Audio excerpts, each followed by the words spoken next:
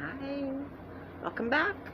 It's time for Chapter 8, Nature of Forces by Genevieve, available on Amazon. Let's go. Celeste woke with the rise of the sun to a new year of the moon. It was now 2:19, and I was worried that she could see me as I could see her. Her head was pounding and her steel blue eyes blurred. The realization of what she had done had hit her hard. She was covered in blood and dried mud as she slipped on her slippers. Let's try that again.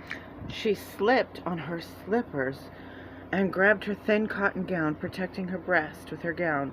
Using the gown to cover the shame, she ran to the river of life, not once stopping to catch her breath. She dove into the river with the gown still in hand. Her breath instantly left her lungs from the cold. As she surfaced for air, tingles of pain shot up her spine.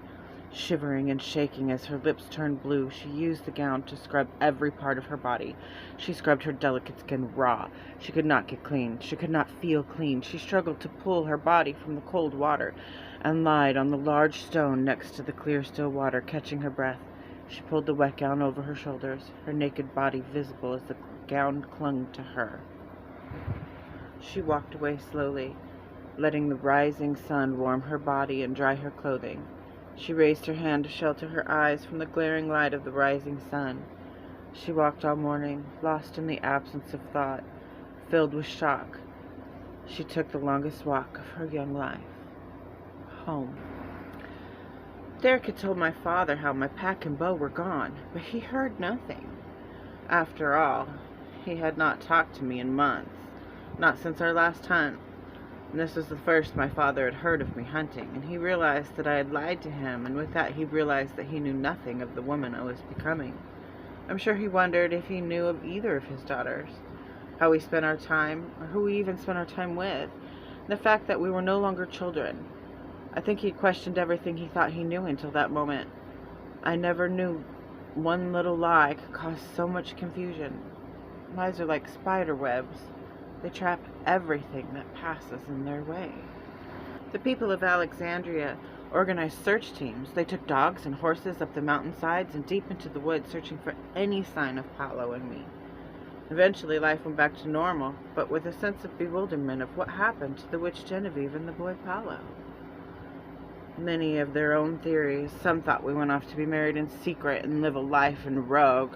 After all, Genevieve was so interested in survival skills and building skills. Some had suggested that we drowned in the river of life, or perhaps we went for a swim in the dead of night and caught the storm's current. Everyone suggested we'd been lovers. Everyone talked of poor Celeste, and how could he, with her sister? The gossip filled Alexandria with, "I heard this and I heard that," whispered behind Celeste's back, and people stared as she walked by or stopped talking awkwardly as she approached. I suppose she was in an exile of her own kind. Except Amber, she never let my sister go through the social exile alone. The girls would shout insults and at the staring eyes, and they eventually spent more time in the mountain and less in town. Cherie had checked on my dad most days. She and her twins and their little pram would come up to our cabin with baskets of fruits and breads and fresh meats, and she kept a close eye on Dad. I think they must have had a love affair. At the very least, they became close friends.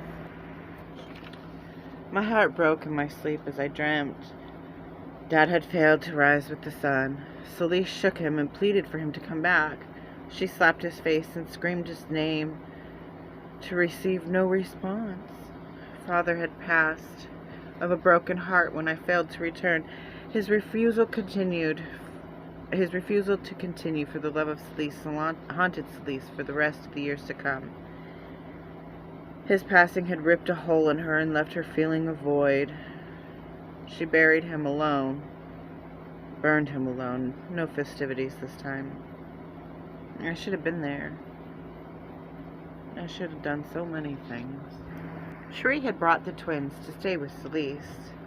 She could not leave a young girl so devastated to face the aftermath of such a tragedy alone.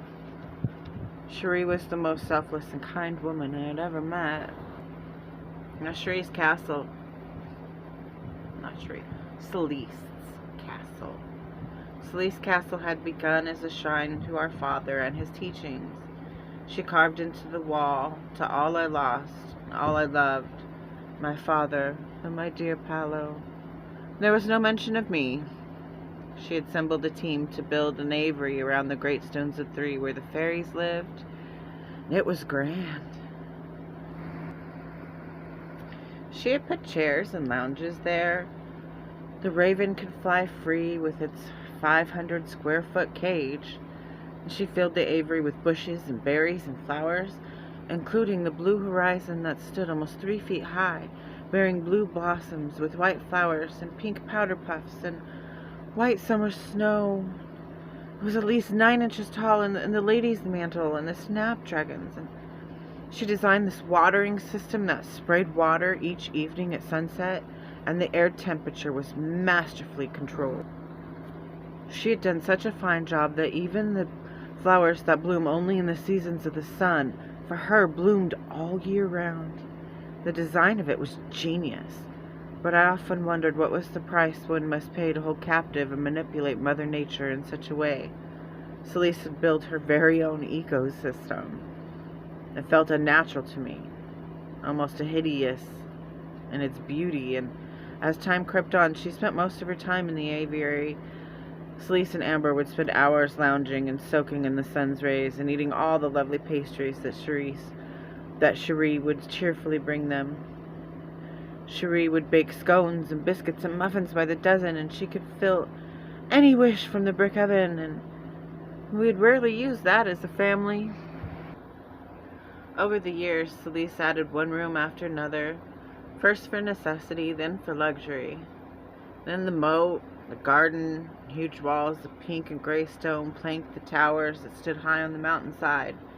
The land was lush and green, and butterflies stayed year-round. Deer frolicked, and life flourished. It took 100 years for Celise to complete the fortress, with a longevity that stayed in the beautiful castle Cherie and Amber and the twins alone. So, as always, if you want more, please subscribe, and I'll be back to you with Chapter 9 shortly. Remember, Nature of Forces by Genevieve, available on Amazon. Okay, love you, bye.